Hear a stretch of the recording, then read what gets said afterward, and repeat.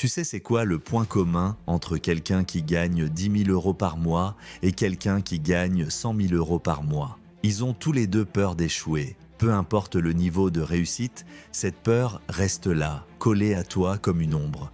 Tu as peut-être un business qui fonctionne, une carrière qui décolle, mais au fond de toi, il y a cette anxiété permanente. Cette voix qui te dit que tout pourrait s'effondrer demain. Tu dors mal.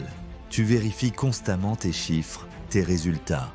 Tu as besoin de tout contrôler parce que tu as cette sensation que si tu lâches prise une seconde, tout va s'écrouler. Et le pire, cette peur ne diminue pas avec le succès.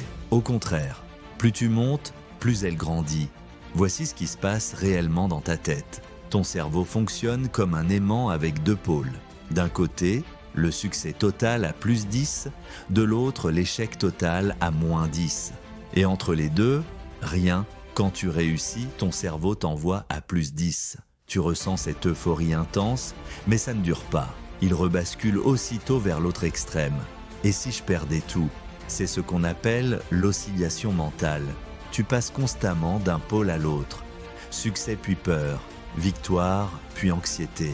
Ce pattern se répète en boucle sans que tu comprennes pourquoi. La réponse est simple, c'est ce qu'on t'a appris. Depuis l'enfance, on t'a conditionné à associer ta valeur à tes performances. À l'école, tu étais bon ou mauvais. Dans le sport, tu gagnais ou tu perdais. Pas de zone grise, juste deux options. Être excellent ou être nul. Ton cerveau a intégré ça. Le problème, cette structure n'a jamais été remise en question.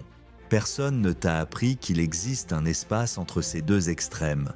Un espace où tu peux respirer, où tu peux être imparfait sans être un échec.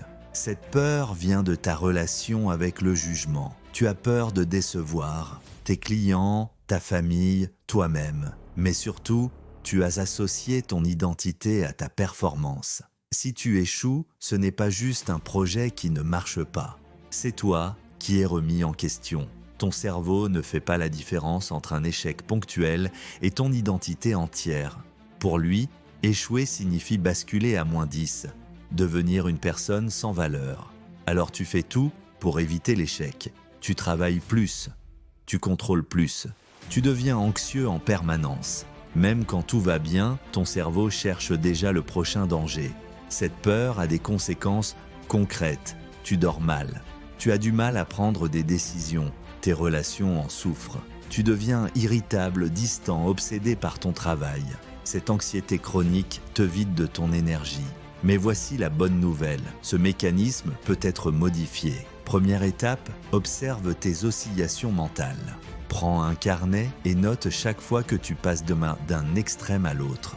Le simple fait d'observer ce pattern crée une distance avec lui. Deuxième étape, apprends à reconnaître la zone grise.